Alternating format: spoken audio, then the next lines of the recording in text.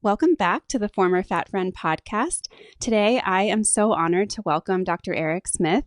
He is a native of Ashland, Kentucky, and a true leader in the field of bariatric and robotic surgery. Dr. Smith is a board certified general surgeon and is recognized as a Center of Excellence bariatric surgeon who has been transforming lives since 2006.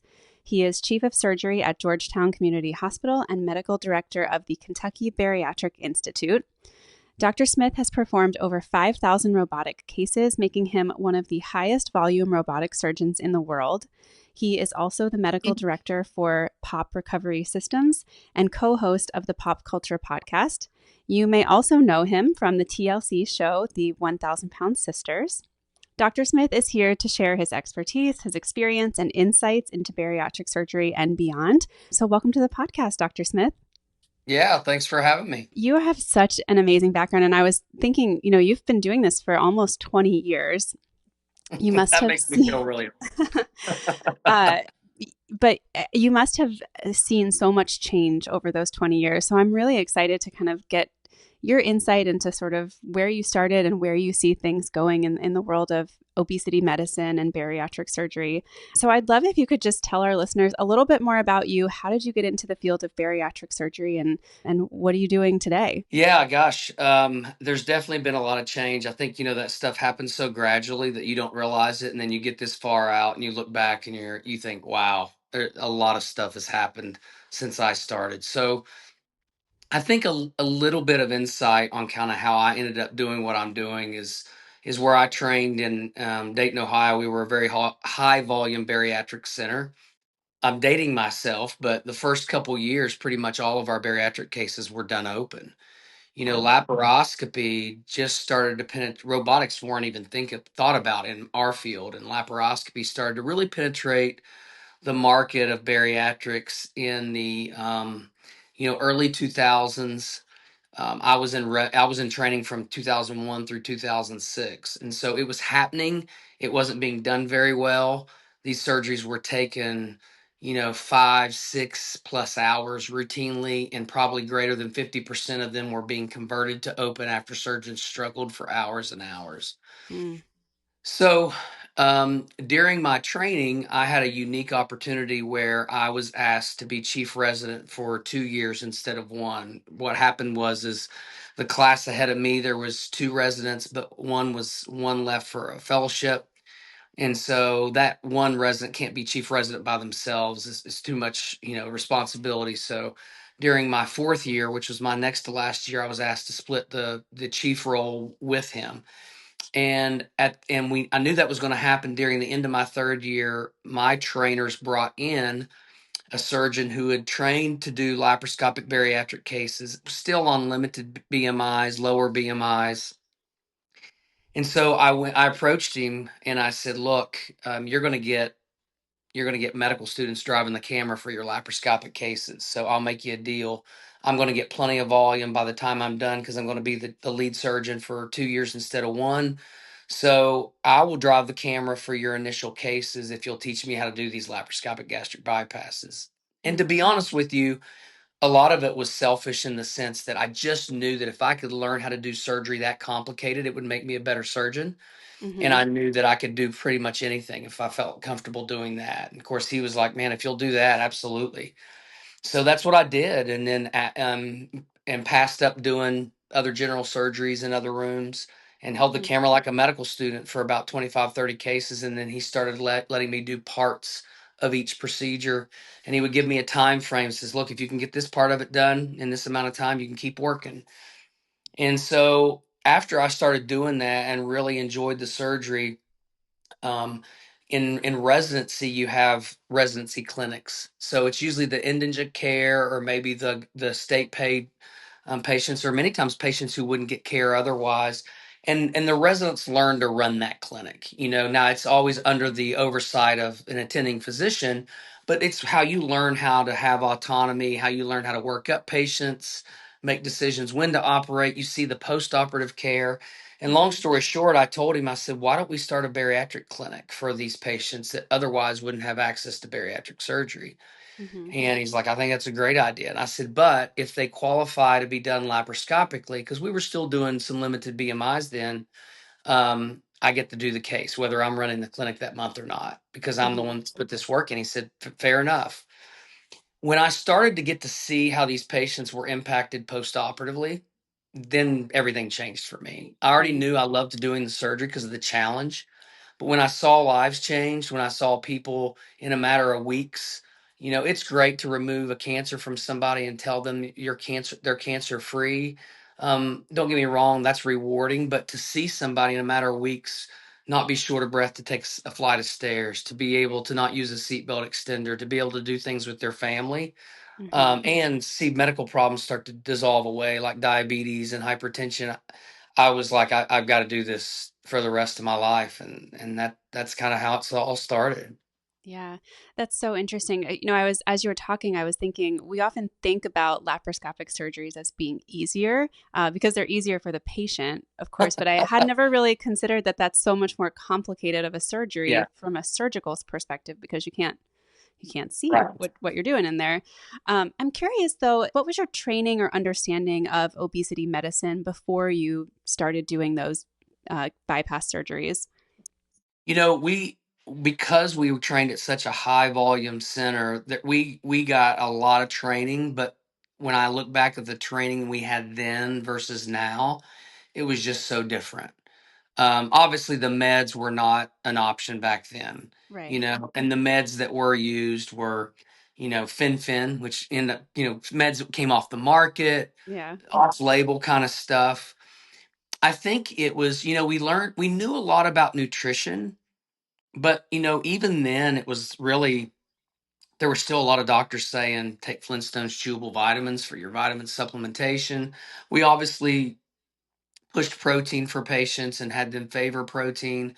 A lot of the education was just the progression of the diet early on, kind of advancing the consistency of the diet. And that's Hmm. really from a healing standpoint, Yeah. and things that coincide with the surgery that they've had. But, we understood a lot about identifying vitamin deficiencies, things to prevent, things that can happen with each surgery that they have. But you never really, I think the attitude towards the obese patient then is so different than it is now. And unfortunately, I don't know that that's changed across the board. There's still some old school surgeons out there that probably need to wake up.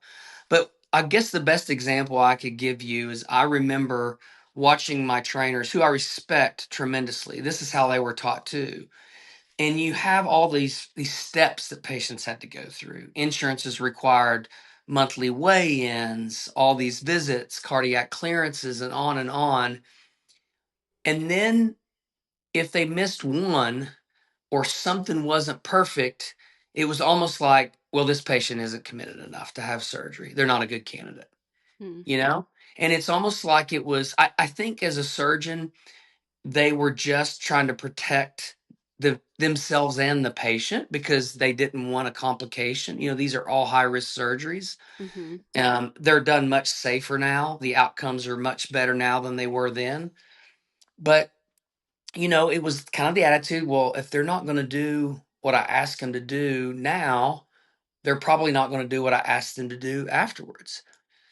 And I think that that's probably the biggest thing that sticks out in my head that I always remember as I practice to not be that way, Hmm. because I think, man, if it was easy, why would they be coming to ask for my help? You Yeah. know, I mean, I miss appointments all the time. I Yeah. make mistakes all the time, and you know, it's something that I've always remembered. It's molded who I am, and I still am grateful for how I was taught because I still learned a lesson from that. And I don't hold that against them. I think that's what they saw. But Hmm. I don't think I think that's taken time to evolve, and I still think we have some progress because I can tell you I'm aware of a lot of large programs, university-based programs that really kind of still take that attitude of like, well, if you're not gonna do my song and dance and jump through all my hoops, then you're not a good patient. Hmm. Um, but yet we cut lung cancer out of patients all the time who smoke up to the day that they go under the knife. But Yeah. that's a whole nother story. Right. Yeah. I mean, it's I went through a year with, going back and forth with insurance and doing test after test, trying to get things approved. And I think I'm a pretty like smart, capable person, and it was hard to keep up with Right. all of those requirements. And then I think the other thing from a personal perspective that I found was people always ask what the hardest part was, and I know it sounds silly, but for me, the pre-op diet was the hardest part. And it's not that it was easy post-op, but something changed post-op where I was able to stick to those guidelines to a T without the Yeah. same kind of struggle that I felt pre-op. And I think what you're saying is like really resonates to me, because I think if you discredit someone in that before they've had the medical intervention and you say, well, if you're struggling now, you're just going to struggle later. I don't think that's true, at least not from my experience. I think for many people, this intervention really does sort of like flip a switch for them, and it really does change how they're able to, moderate their behavior and their eating and all of that. And so I'm totally with you. It's important to kind of give people some grace in that pre-surgical period. Absolutely. And I mean, I always say that when a patient walks into our clinic, um, they typically have a lot of distrust in the healthcare system. They've been called lazy, they've been called non-compliant. They've been told for years, oftentimes by healthcare workers, that they have a self-inflicted disease. They're made to feel like they did this to themselves. And so now they're walking into another healthcare provider's office and they're given all these rules, you know? Mm-hmm. Um, and so what do you expect, for them to feel, and and here on one hand you're trying to say, man, I'm your option that can finally give you some results that you're looking for, but I'm expecting you to be perfect. Like, you know, and it Yeah. doesn't mean that you operate on somebody who's not ready to have surgery, Mm-hmm. where they could possibly harm themselves. But on the same token, that doesn't mean if they're not ready for surgery that you're like, well, there's nothing I can do for you. Mm-hmm. I always say we need to do a better job in medicine of meeting patients where they're at. Now, our job is to get them where we know they need to be, but getting them where they need to be is not just quitting on them and saying, give me a call when you're ready. Yeah. I mean, why would they do that? They already lack trust in us, and because of some really bad information that they've been given. And you made a reference to the pre-op diet. What's interesting is there's so many pre-op diets that are done out there that have no science behind them, like zero. These liquid diets for 2 weeks, zero science behind them. I could Yeah. put me on a liquid diet for 2 weeks, man. If I make it to surgery, I'm gonna be ready to fight somebody by the time I get there. Yeah. Um, Well, I'm with you. so Mine was, I think my surgeon was great and I had a very good outcome and I'm very happy. But I remember this pre-op diet, I was allowed to have egg drop soup, but I was not allowed to have a hard boiled egg.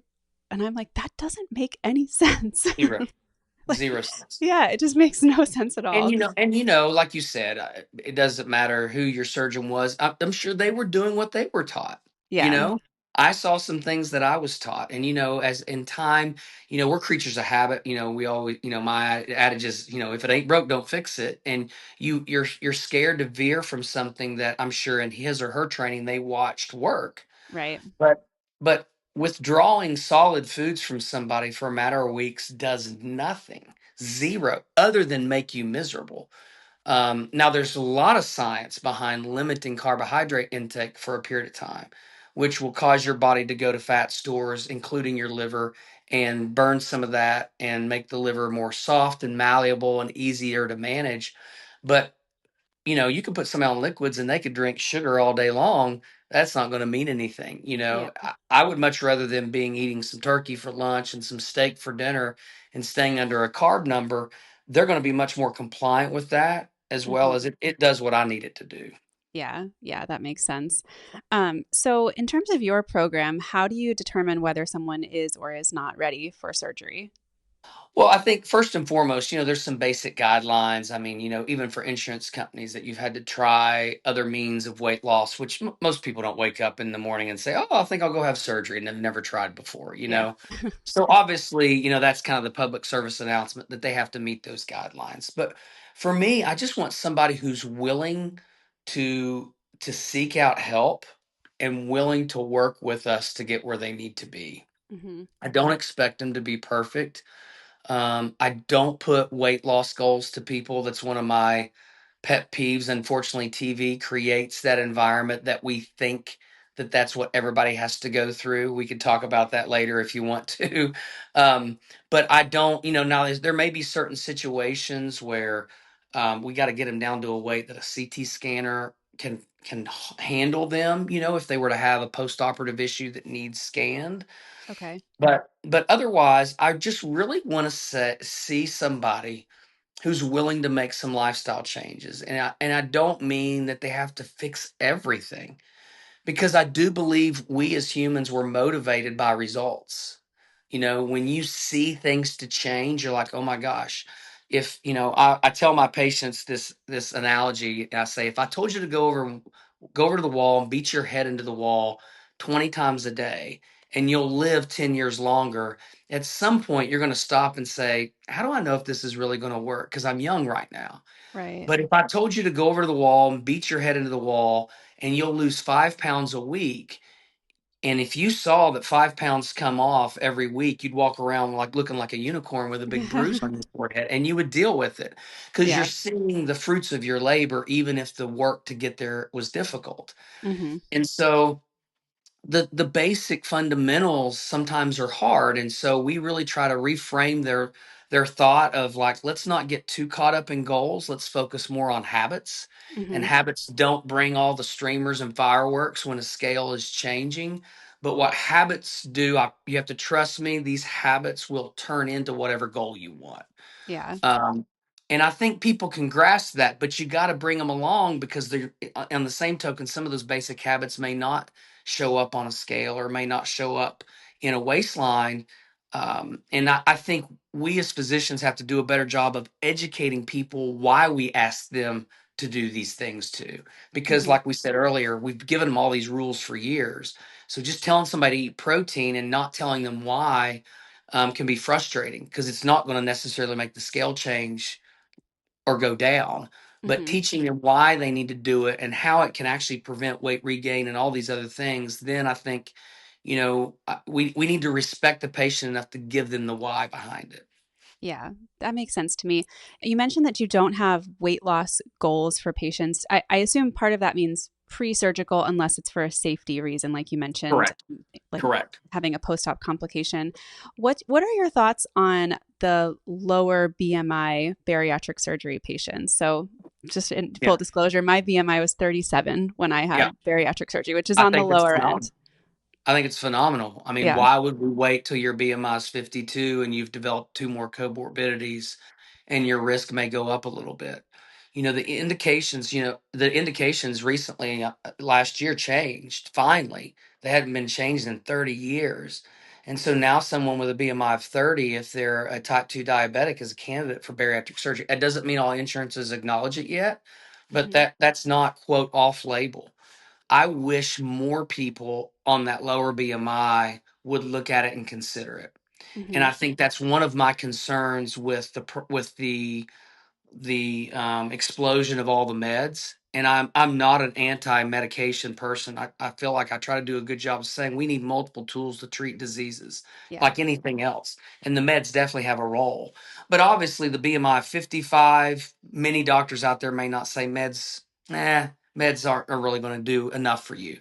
The Right. BMI 37 is the person seeking out the meds. But someone in their mid 20s or mid 30s, are they going to sign up to take a medication for the rest of their life, financially committed, compliance committed, hoping your insurance coverage doesn't change, all these other things? It's a totally different ball game when you consider that. And Hmm. those patients are really, really good candidates for a bariatric surgery that can be, as we know now, at least more effective than these medications. So Yeah. I wish more patients would see it. And I think, again, not to pick on this category, and I guess technically myself, although I don't control it, I think that's the disservice that some of the notoriety on TV and the media has done to bariatric surgery. Is the person like you probably watched that and thought, well, that's not me. Like, I'm not that heavy yet. Right. So I guess that's not really made for me. And I wish somebody would change the narrative. We do a bunch of people in their mid 30s and let Hmm. people see women be able to have families that couldn't before, women Yeah. that have accomplished all that you have since your surgery, and see all those stories. That to me, I think, is really the more the norm. I agree. And it's one of the reasons I'm so passionate about continuing to share my story on social media because you're right. I thought bariatric surgery was for the super morbidly obese, like the My 600 Pound Life, the 1,000 Pound Sisters. I had never seen someone who looked like me have bariatric surgery until I saw a girl on TikTok. And it completely changed my life. Just one person choosing to share their experience changed the whole trajectory for me. So it's part of the reason why I keep sharing. But it's an interesting thing that you bring up about the GLP-1 medications because I get asked this all the time is if these were an option before you had surgery, would you have done them instead of having surgery? The answer is I know myself, and yes, I absolutely would have given a choice. It seems a lot less scary than surgery, Yeah. but I'm also so glad I didn't because I I at least now, I mean, I obviously was very successful with surgery, but if I hadn't been or if I ever experienced regain or whatever, I can always go back to the GLP-1 medications as a tool. Right. The reverse wouldn't necessarily be true. So let's say I, had a BMI of 37 and lost some weight on GLP-1s but didn't quite get down as low as I wanted. I may not be a candidate anymore for bariatric surgery, Right. and now I'm sort of like locked into this like catch 22 of one tool option is no longer available to me because I took the other tool option. So I love that GLP-1s are available. I think they're absolutely amazing and changing people's lives, but I don't want them to overshadow what a good treatment bariatric surgery is. So I love that you said that because I think that's so important. Yeah, absolutely. And we have to. I just did I did an interview with Newsweek here recently about, the discussion about the current administration trying to make the medications mandated for Medicare and state coverage. And look, there's some positives that come in that, but that's not the answer by itself. Um, we have to be very, very careful because if we just massively distribute these medications, but we don't mandate the people distributing the medications, and unfortunately, we're not now, actually have the knowledge about the medications, how to appropriately dose them, and more importantly, what support has to be associated with good outcomes. Education, dietary education support, mental health support. It's something that's been looked over for years. I think it's a thing that we've missed for years, and we can talk about that more. But then it's all for naught. All we're going to do is make big pharma a crap load of money by keeping people chronically obese. But now they're all going to be on a medication. That Mm-hmm. isn't going to accomplish anything. We got problems with our food systems and everything else as well. So if they could agree to do that, but on the same token, there's a lot of states that don't even cover bariatric surgery. So why in the world would we put somebody on a medication for the rest of their life with which when instead we could give them a surgery like you had, and the cost of that surgery would be the equivalent of them taking that medication for about 14 months. Mm-hmm. And then guess what? There's no more cost. It's covered. It's there Yeah. for good. And now we're removing some of these comorbidities that are costing things too. Like we got to use some common sense with this first. Yeah. Yeah. This is, I mean, insurance, I could go on a rant about this, but so I ended up paying out of pocket for my surgery. Um, but I was 35 years old, pre diabetic already, had very high cholesterol, was like basically on the verge of being a really, really unhealthy person. I Yeah. chose to pay out of pocket for my surgery, and I have not cost the healthcare system a single dollar since then. Like I've never been healthier. And it's so crazy to me that my insurance said, we won't pay for this unless you become a full blown diabetic or unless you gain another, 25, 30 pounds, whatever it Yeah. was. It's It's, insane. it's crazy. We want people to be sicker before we'll actually do Well, anything to help and I them. think we also have to look at the morbidity and mortality of surgery in experienced hands. Just like the meds shouldn't be handed out by every med spa, the surgery shouldn't be done by just anybody who wants to give one a try. Right. But in experienced hands, these surgeries right now are as safe as routine surgeries that people don't think twice about, gallbladder surgery. They're actually safer than a hysterectomy. If you look at, there's a study that looked at risk ratio. They're safer in mortality than a hysterectomy. That doesn't mean people aren't nervous about having that, but they're Hmm. never going to be like, this surgery is so dangerous, I can't have it. There's actually some data that shows something basic like a sleeve, which I believe is the surgery that you had, Yeah. is equivalent of the risk of mortality of childbirth. Yeah. Now, who would say I don't want to have a child because I'm afraid of dying? So, it would be one thing if these surgeries carried a risk profile that was very different, but they don't. And I don't think there's enough awareness about that either in that decision making with coverage. Hmm. And I would imagine that if you looked at the risk stratification across individuals, that it's probably even lower in those lower BMI patients. And those are the people who are being denied coverage, even though they're Absolutely. probably the safest ones to do the They're the surgery best on. surgical risk or lowest surgical risk. Yeah. Yeah. Okay. So I want to go back to a question that's been lingering in my mind. Can you explain what robotic bariatric surgery actually is? Yeah, so robotic surgery in general is minimally invasive surgery. So most people understand laparoscopic surgery, Yep. and there's small little incisions, and we basically place little what we call trocars or hollow tubes into the abdomen. We blow the abdomen full of CO2. That's how I'm sure you had your surgery done. And through those little incisions, we place our instruments, a camera, instruments that grasp, instruments that, like a needle driver to suture, instruments that cut tissue, excuse me, and staplers to do the surgeries. We're doing the same thing robotically, but the difference is once we place those little tubes, the robot is brought in and it's docked or clamped on to those tubes. So it's holding it completely steady. Then we insert instruments on that attach to those arms through those tubes, just like we would laparoscopically. So on the tip of those instruments, there might be scissors, there might be a needle driver, there might be an energy device that seals and cuts blood vessels, there might be a stapler. The difference is my those instruments are completely wristed. So if I move my wrist in any direction like that, the instrument does that too. Laparoscopically, they're straight sticks. So you can imagine the limitations of a straight stick, and I'm just moving it around. The way Right. I describe it to patients is I say, let me put a cast on you from armpit to below your wrist, do your job for a day. Then come home, take the cast off, and then go to do your job, which is easier. And they're all going to say, well, gosh, I want the cast off. That's just one thing that the robot gives us an advantage to. So we sit at a console and our arms sit on a pad Hmm. and our fingers sit in the controls. And with my feet and my hands, I control all four arms. So instead of depending upon a first assist, a PA, maybe a person who's not normally in my room doing really important stuff, I control every instrument during the surgery. I retract for myself, I drive my own camera, I suture for myself, and I'm on a completely stable platform.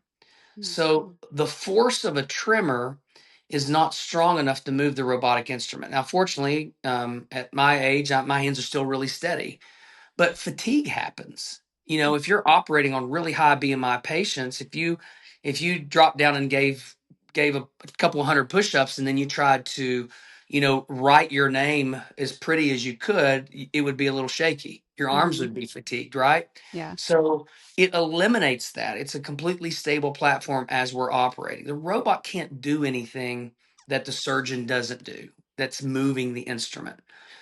We also see in 3D, so we see accurate depth perception and we see 10 times magnified when we're operating as well. Wow. So we can't do that laparoscopically either. So laparoscopy just takes the techniques of, robotics takes the techniques of laparoscopy and it just advances it so far. It takes a lot of learning and training. The robot won't make a bad surgeon a good surgeon, but it can take the skills that we already have and allow us to do many more advanced things. There, Hmm. I knock on wood, I've never opened a bariatric patient doing robotic bariatric surgery. I mean, and that's, I take revisions on people who were done open years ago, Mm. and we operate on patients as high as over 800 pounds. You can't do that laparoscopically. You would Wow. break the instruments, or I would be exhausted, and do one case a day instead of doing seven or eight like we do. So, Yeah.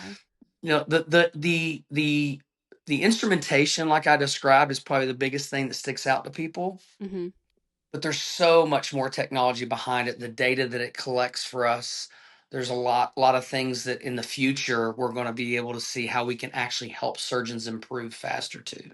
That's fascinating. I had no idea that's how it worked. That's so Yeah. cool. Yeah, Um, go on my YouTube channel. You can actually watch surgeries, oh, cool. and so we tell our patients to do that. You know, we want them to see. You know, some people don't like that stuff, but you can kind of see how something's done.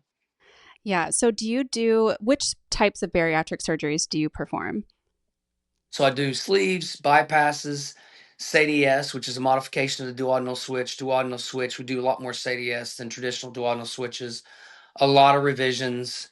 Um, We don't do bands. I did bands back in the day when they were kind of more accepted, but there's just better options now. Take a lot of Okay. bands out, patients who are needing them removed.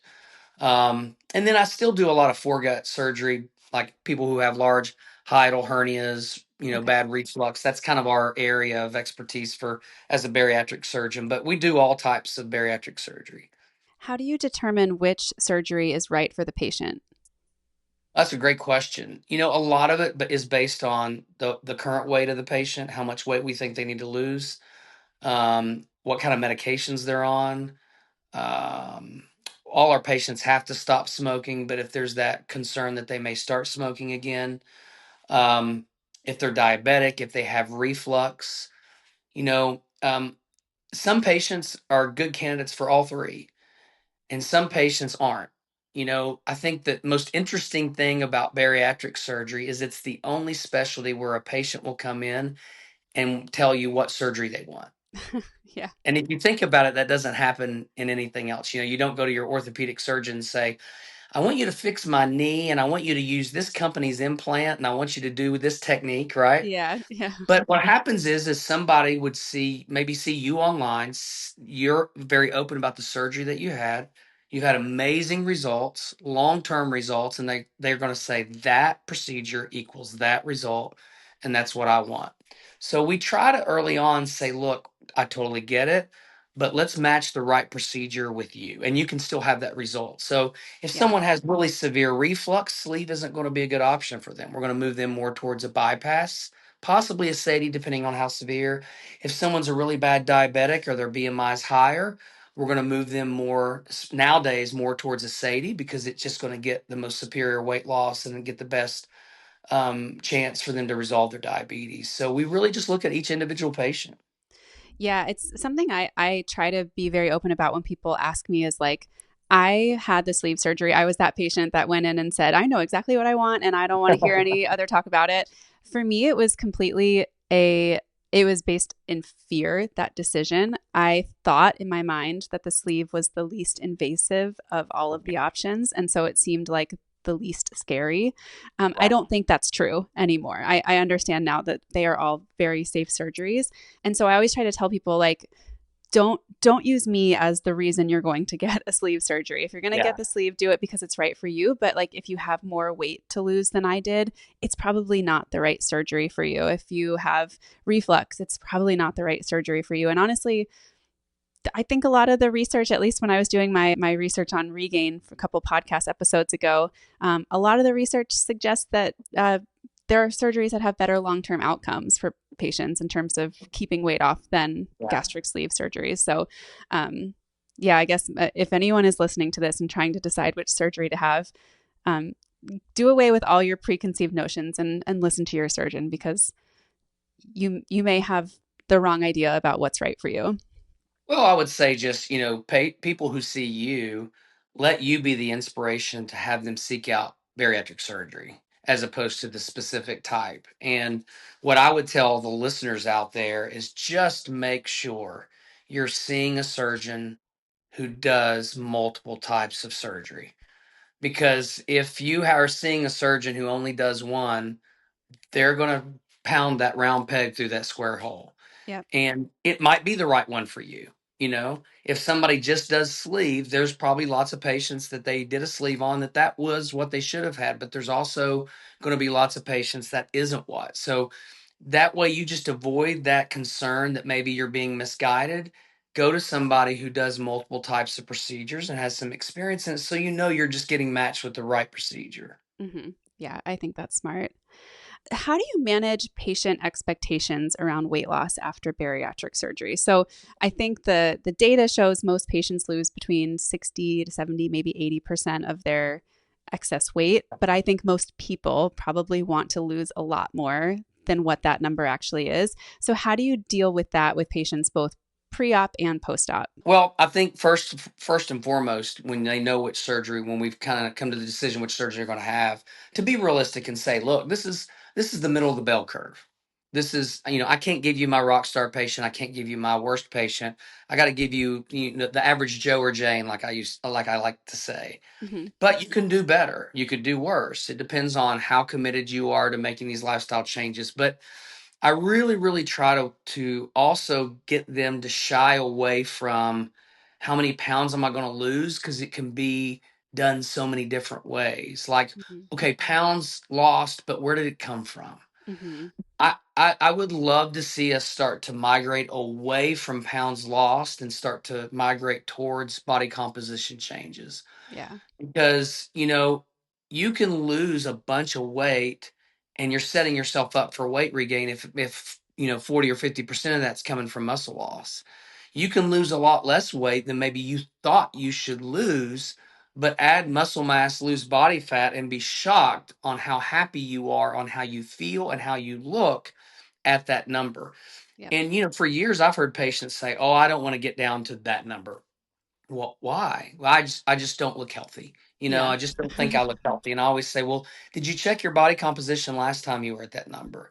Because you can put two identical genetically people together side by side, and you could take a 5'10" male that weighs 225, and one has a 10% body fat, and the other one has a 25% body fat, and they look totally different. One is probably on the verge of pre-diabetic, and one's competing in a Mm-hmm. bodybuilding competition. You know, so I also try to we use body composition analysis on all our patients. I'm adamant about it. And so, if I had $1 for every time somebody reached out in social media and said, "Hey doc, I've reached a plateau. What do I do?" And I'm like, "Well, what's that mean? Where's your body fat? And where's your muscle mass? If you can't answer me that, I can't help you." Mm-hmm. So I think that also helps tamper those expectations, that data that is collected is probably a little skewed Mm-hmm. because it didn't dive deeper, because it's old data that we've looked at. Yeah. Yeah, I think that's so important, especially, as someone who's been in maintenance now for 2+ years. I think it's so good that you do that early on for your patients, because that was not something that I focused on. I didn't think about body composition until more recently. And now I'm like, oh, I want to build muscle. But then when the scale goes up, I'm like, whoa, whoa, whoa, whoa, whoa. I don't know. I don't know about that. And I think if I had had a different perspective from the get go of, I don't care how much weight I lose, I care about my body fat percent, I care about my Right. muscle mass, I think I would have a very different relationship with that scale and the process of building muscle and seeing it go up than I do now. And really, like, logically, I know I don't care what I weigh. I care what I look like and how strong I Right. am and And how how you I feel. feel. But because it's so deeply ingrained in me from, 30+ years of dieting, plus, Yeah. seeing the scale rapidly go down, it's really hard for me to separate that feeling of the number on the scale from body composition. So I like that approach of making that the focus. Do you track that at home? Do you track body composition? I do, yeah. Good. Good. No, I think I mean, and I know lots of people may not be able to afford that. There are some more affordable machines, but I think it's so important for people to do. I've seen patients lose hundreds and hundreds of pounds, but lose it the right way. And we'll go back. I always tell them to keep their first, sheet or Hmm. readout, and the calories that they're able to eat don't drop at all, but yet they're 200 pounds. Wow. Now they're not eating that many calories because they get full quicker. But when I show them that, man, it's like that light bulb of like, now you can see how it's a lot harder, as long as you're eating good, whole, healthy foods, to regain your weight, bad weight, Hmm. versus if you just waste your muscle along the way, that calorie number drops so low, eventually it's so low you can't stay neutral with it anymore. Right. Yeah, I think that's such a good point. So, in terms of exercise for your post op guidelines, what do you encourage your patients to do? Strength training. When they're Okay, so, restriction free, strength training right off the bat. I mean, no offense to, you know, the Pelotons and all that stuff. I've got those machines. I enjoy them, but like people are just still kind of in that old school. I got to run my butt off on a treadmill or ride my bike to death, and that's okay. And you can do strength training on a bike. I'm not saying that you can't, but my point is they're doing all these high intensity for long periods of time. You got to strength train. We teach them how to check max heart rate. The first thing I ever tell them to invest in is a heart rate monitor, which is essentially free if you've got a smartphone hmm nowadays. And I teach them how to calculate their max heart rate. I tell them I'd love for them to find something that gets their max heart rate to 70% just for 20 minutes a day, 3 times a week to start, but you can do that by lifting weights. You just don't have to take 10-minute breaks between sets. hmm So I don't care if it's body weight, strength training, you can progress to bands before you go to dumbbells, whatever that may be. But strength training is so paramount. We tell them feed your muscle and use your muscle. And if you do that, you'll save your muscle. hmm And then the rest will take care of yourself because maintaining your muscle mass helps you burn body fat. So we tell them all to do some form of strength training. Yeah, I didn't start strength training for almost a whole year post op, and it's my biggest regret Hmm. because one of the things I've learned is I think now it's very important to me, but it's to me, it feels like that's the type of workout that you get a better return on investment for from doing than Yeah, anything else. And if I could go back and tell myself to do something different, it would be start lifting weights much, much sooner because the yeah, returns from that are so much greater. absolutely, absolutely. So, how far out do you typically follow patients after they have surgery? We request for life. Oh, okay. Now we can't make them come back, but our protocol is we see them 1 week after surgery, obviously for their immediate post op. Then it's 1, 3, 6, 9, and 12 months. So 1 month, 3 months, 6 months, 9 months, 12 months. That's We awesome. check labs on all those visits. Then the second year we see them every 6 months.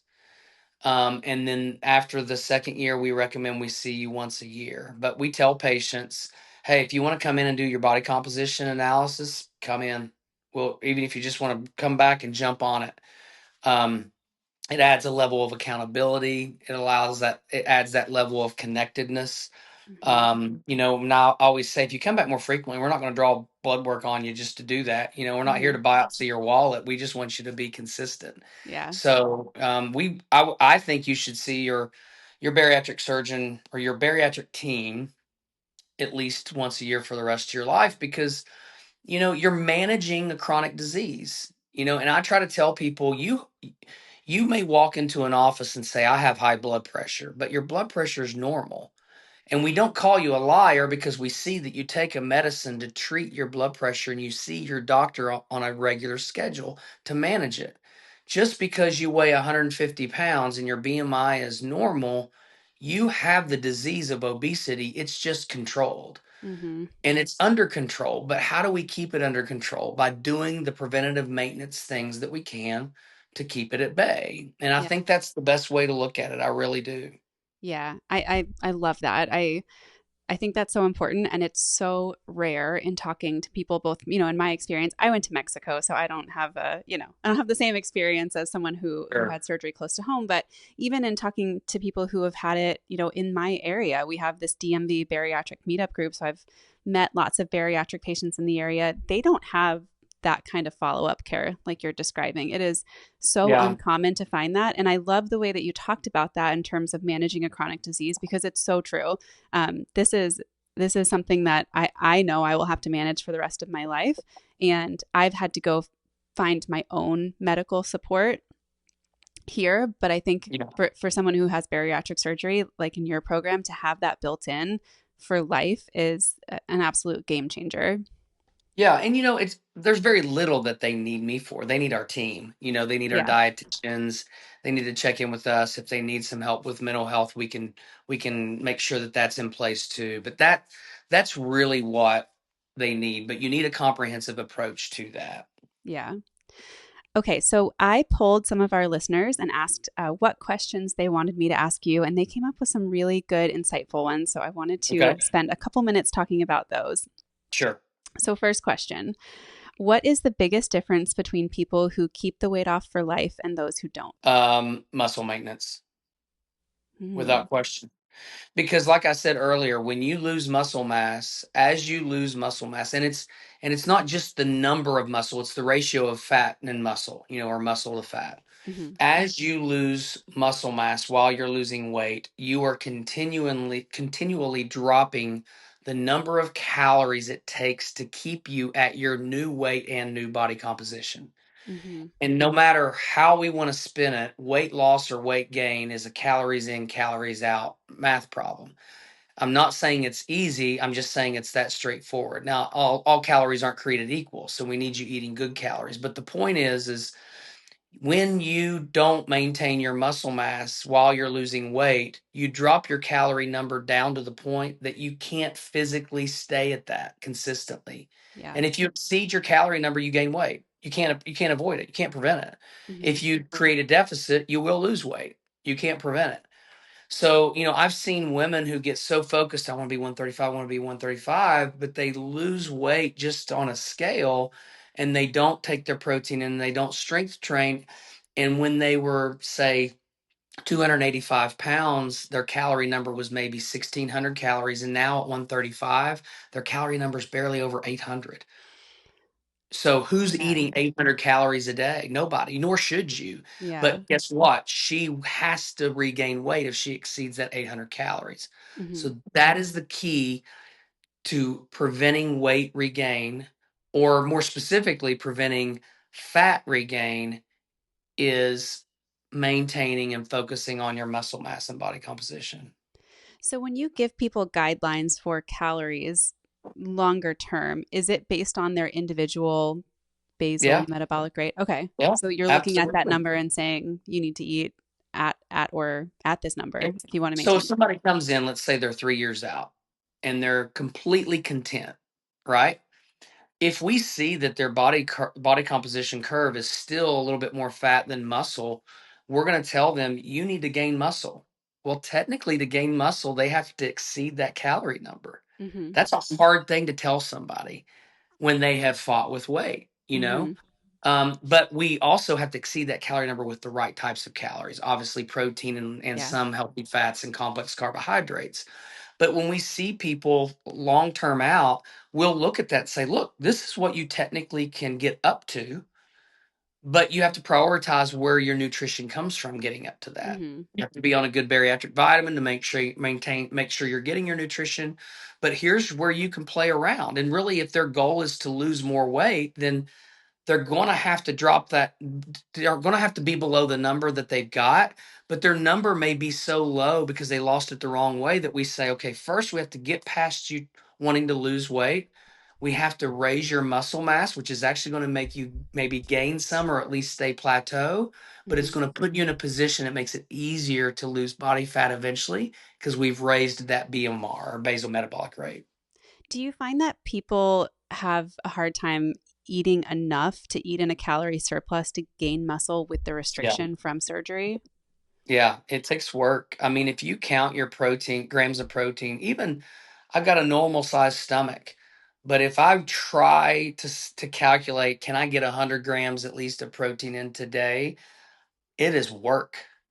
Obviously, we always want you to get your protein from your food, but when you're trying to hit these goals, that's why a little bit of supplementation here and there with, protein water. I mean, I'm drinking one now before it's probably my last calories this evening. But, or a bar or something like that. If Mhm. you're able to hit it with your food, that's always ideal. But yeah, it's a lot of work. So you have to be intentional about it, especially when you've had surgery. Your real estate's limited. You've only got Mhm. so much room. So you need to fill up with the top priority things first. Yeah.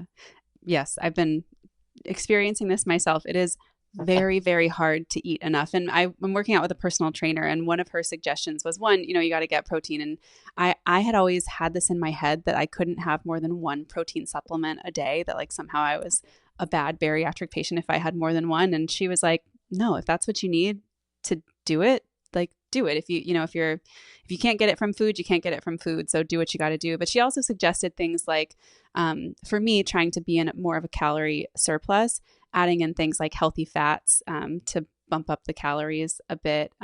And also doing things like when I need carbs before workouts, Hmm. things like cereal go down really well. And, typically we think of those as slider foods, but that's a good way for me to like get some extra calories in. So there are some tweaks that you can make Yeah. to make it a little easier, but it is challenging. Yeah, absolutely. Okay, so this question is about the post-op diet progression, and they want to know why it varies so much from surgeon to surgeon. Oh gosh, a lot of it's like what we said earlier. It's creatures of habit or how they were taught or trained. Hmm. In a nutshell, the progression is going to take somewhere between 4 and 6 weeks in evolving of consistency. Starting with the equivalent of a thin liquid and working all the way up to solid food. It is as important that you advance the diet when they tell you to, as it is to not jump the gun. Like most people would think, it'd be a really bad idea if I go eat a cheeseburger week one, right? Hmm. But it's also a really bad idea to get 3 weeks out and continue to just do liquids. Hmm. Because as things heal, whether it's a sleeve, whether it's a bypass and an anastomosis or a SATI or DS, as things heal, they tend to contract down. And so that's how narrowings or strictures develop. Uh, We're putting food through to gently open it up to the size we want it to be as well. hmm. If you get your ear pierced, but you don't keep the earring in early on, the hole's going to close up. And so, what happens is when people get to stage two or stage three and they eat some more solid foods, they're like, ugh, one bite, man, I feel like there's something sitting on my chest. I'll just go back to my liquids. But we don't want you to be uncomfortable. But on the same token, you're going to have to get used to that. And we want you to ease that food up. But I think it's more just the nature of how people are trained. Um, I like to do things that make sense from a science standpoint, but we're all a little superstitious. If it's working, we hate to change it. Yeah, yeah, that makes sense. Kind of related question. Can pouches or sleeves actually stretch? And if so, what causes it? Oh man, that's the $1 million question. So, your stomach is elastic to some extent. And so it's kind of like if you look at a sleeve, it's kind of like a windsock. When it's empty, it's flat, it's small. When you put air through it, it opens up.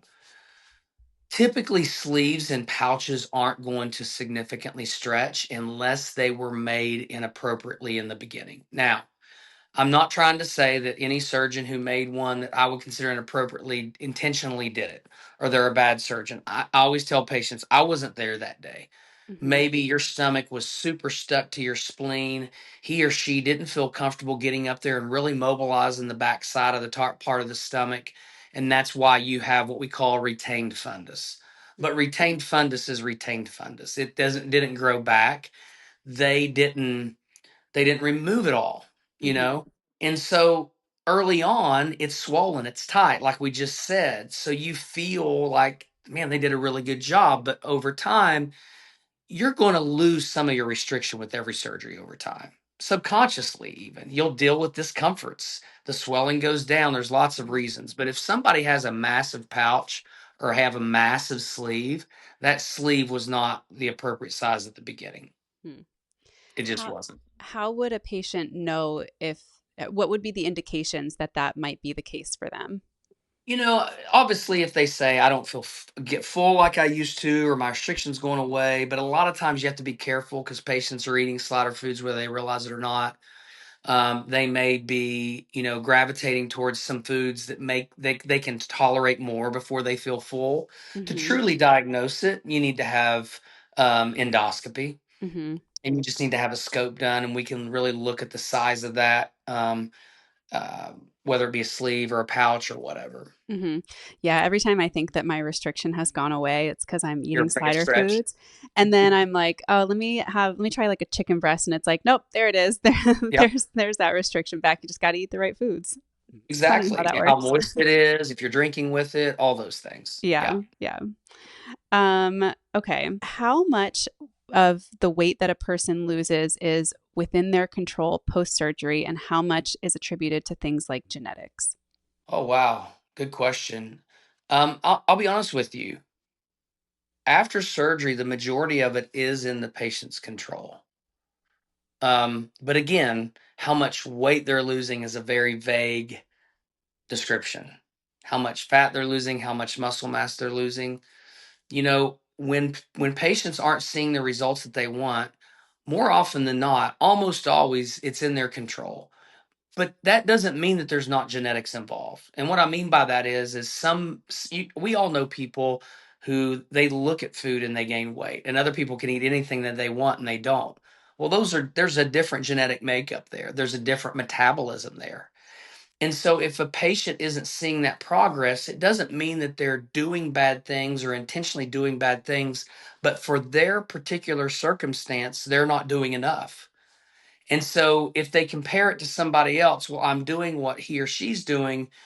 Well, I'm just genetically different. Well, you're genetically different, but you still have the ability to control that based on your body composition, based on your metabolism. That's why I think it's so important to look at things scientifically like BMR, their basal metabolic rate, their body composition, and truly say, okay, if my weight loss is slow, first of all, is it because I'm doing such a good job of maintaining muscle mass and only losing fat when the person I'm comparing myself to is losing both? The Hmm. GLPs, there's some data showing a lot of these people are losing 40% of their weight from muscle mass.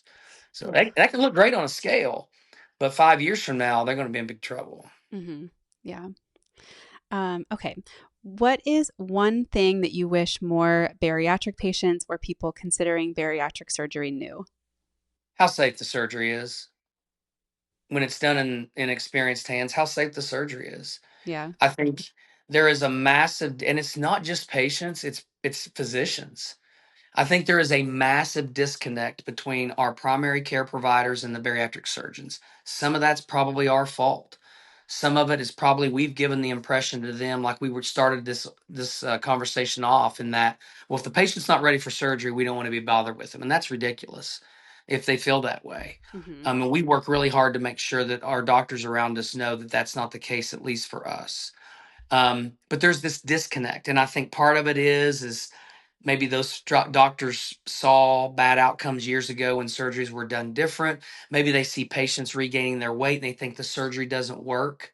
Who knows? Hmm. Um, but there is this massive disconnect on how safe it is too. Like why something so safe is only 1% of the people who qualify actually having it. It just blows my mind. And I do think there is a large problem on the primary care side because people trust their family doctor more than any doctor they see. That's who they've seen their entire life. You haven't seen me till you come in my office, Right. and if your doctor isn't supporting it, then man, I'm asking you to be so courageous to go against your doctor, stand up for yourself where you're already struggling with self-esteem and go seek something out. And it's surgery, and you've been mistakenly told that it's really dangerous too. Hmm. So Hmm. the safety profile I think is so important not only for patients, but and the efficacy, but to other physicians. Yeah, absolutely. So when I think about the past, 30 plus years of bariatric surgery, it has changed tremendously from open surgery to laparoscopic to now robotic surgery like what you do. What do you think the future of bariatric surgery and obesity medicine looks like? Gosh, the meds are here to stay. There's no doubt. Um, I think we're doing surgery now about as minimally invasive as we possibly can. Hmm. There are some transoral techniques, but right now the long-term data is just not as good because you're not removing things that really shuts down that hormonal feedback that we know happens. Hmm. So I think we're a long way away from that. Um, I think robotic surgery. Gosh, I've been doing robotic bariatric surgery since 2013, and I started robotics in 12. And if you look at the data, 3.5 to 4 years ago, only 1% of the bariatric surgeries in the United States were done robotically.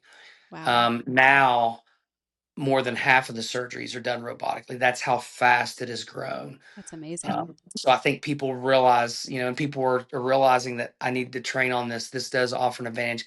Surgeons are very proud. A lot of surgeons are like, oh, I don't need a robot to help me do that, and they wear this badge of honor, and that's ridiculous. But we're all proud of our skills, but why would we not? If I had to dig a hole, I wouldn't use a shovel if I had a backhoe sitting Right. beside. So, and if I could do it better and more precise. But I think we're going to see emerging of the medications. Is there a possibility that we can see direct application of medications done endoscopically? I don't know. I think that's really far off. Um, I really, I think one of the blessings that's happened with the medications is it's raised awareness to the disease of obesity. Do I believe that big pharma has done that? Because let's be honest, they just want to sell a bunch of medicine, and now they all of a sudden are embracing the disease of obesity, and we see people like Oprah having these conversations, probably, but I don't care what the intentions are. It's raised awareness that this is a disease, and it's multifaceted of why it's such a problem and Hmm. how we need to treat it. I think it's gained attention from a government standpoint, and an administrative standpoint. I think it's gained attention on all levels, and so I think that that's a blessing, and I'm hoping that we can raise more awareness on how effectively we can do surgery and how safely we can do it when it's indicated. Everybody doesn't need it. I don't, I hope there's a day in my life that I got to find a new job, because that means our world's a healthier place. Yeah. I'll be okay. I'll figure it out. Yeah. I truly mean that. But I think it will be really interesting and to see our surgeries evolve. We stumble upon modifications of our procedures where we get as good a results with less risks Hmm. of deficiencies and things too. And that's really why SATI has become so popular. Yeah. Well, Dr. Smith, this has been such a great conversation. I've learned so much. I feel like our listeners are going to learn so much. You are just a wealth of knowledge and insight, and it's been such a pleasure talking to you. So thank you for being on the podcast tonight. If people want to find you and learn more about you or what you do at Kentucky Bariatric Institute or POP Recovery Systems, where can they do that? Yeah, so you can go to our website, KentuckyBariatricInstitute.com, or you can go to poprecoverysystems.com. That's something that I'm really excited about. I'm medical director for them, and we are focusing on providing nutritional, mental health, and fitness support for patients individually, both in the plastic surgery and in the bariatric surgery realm. It's been really exciting for us. We just recently signed a contract with Simplast, which is the second largest EHR company for plastic surgery practices. So we're seeing even plastic surgery practices incorporate our systems into their patients, which is really, really cool. And we're starting to do that with bariatric surgery too. So I think, just trying to customize everything for a patient. Every patient's journey is different. Hmm. And if there's one thing that I would like to say is mental health gets termed as this something for people that have anxiety or depression or they think that they're crazy. We all have things in our lives that we know we need to do, but for whatever reason, we can't put it into action. Hmm. That's a mental health problem. It doesn't mean I'm depressed, but what is the barrier that's keeping me from knowing I need to do X, Y, and Z in the gym, or I need to do this for my family, but I'm not consistent with it. I Hmm. think that's mental health, and us raising awareness to that and really digging deep to break through those barriers so people can really use the tool like bariatric surgery or even a medication to find health is something that I'm excited about. So you can go to both of those places. Obviously, social media wise, Instagram is my main platform. I don't have time to do anything more than that. And that's at Dr. Eric Smith underscore. And then I do have a YouTube channel. I'm kind of embarrassed. I can't even tell you the handle because it's a weird number. It's primarily for surgeries and the surgeons who learn from me. But if you just Google my name and you look for the bald guy on YouTube or search it, you'll find me. Awesome. And we'll put all those links in the show notes. And also, you are the co host of another podcast called the Pop Culture Podcast. So we'll put a link to your show in our show notes as well. If you want to find our podcast on social media, we are at Former Fat Friend Pod. I'm at Maintaining Casey. And thank you again for being here, Dr. Smith. And we will see you all next time. Yeah, Bye. thank you.